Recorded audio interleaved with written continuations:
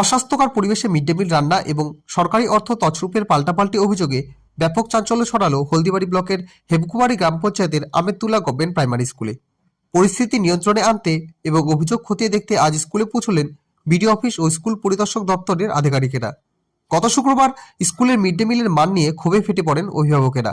তাদের অভিযোগ, অত্যন্ত অস্বাস্থ্যকর পরিবেশে শিশুদের খাবার তৈরি করা হচ্ছে। এই অভিযোগে প্রধান শিক্ষককে দীর্ঘক্ষণ আটকে রেখে বিক্ষোভ দেখান তারা। খবর পেয়ে ঘটনাস্থলে পৌঁছান হলদিবাড়ি ব্লকের অবর বিদ্যালয় পরিদর্শক রাজেশ পাল।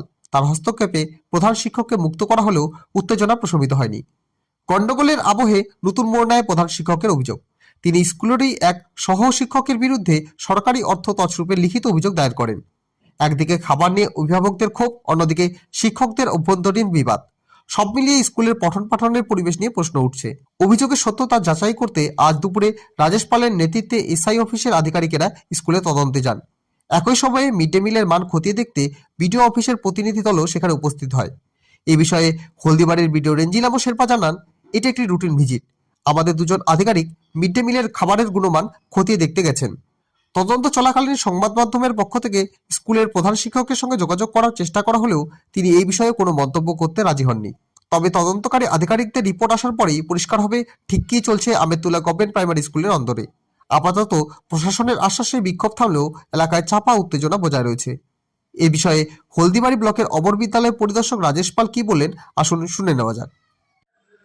স্কুল থেকে একটা অভিযোগ পাওয়া গেছে, ঠিক আছে? তো ওখানে অভিযোগের পাওয়ার জন্য পরে আমরা অফিস থেকে আমাদের দুজন স্টাফকে পাঠিয়েছি ব্যাপারটাকে খতিয়ে দেখার জন্য।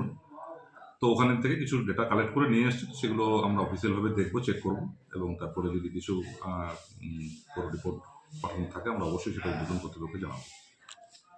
অ্যাকচুয়ালি ওখানে গ্রামবাসীদের তরফ থেকে একটা অভিযোগ পেয়েছি যে ওই স্কুলের হেডমাস্টার মশাইদের বিরুদ্ধে কিছু অভিযোগ, যে বাচ্চাদেরকে হয়তো মিড ডে মিলের খাওয়া দাওয়াটা ঠিক হচ্ছে না, বা স্কুলের টাইমিং নিয়ে এরকম কিছু একটা অভিযোগ পাওয়া গেছে। তো সেই হিসাবেই আমরা গেছিলাম। পক্ষান্তরে হেডমাস্টারের অভিযোগ রয়েছে তার অ্যাসিস্ট্যান্ট টিচারদের বিরুদ্ধে। তো সেগুলো কী আছে ব্যাপারটা খতিয়ে দেখার জন্যই পাঠানো হচ্ছে।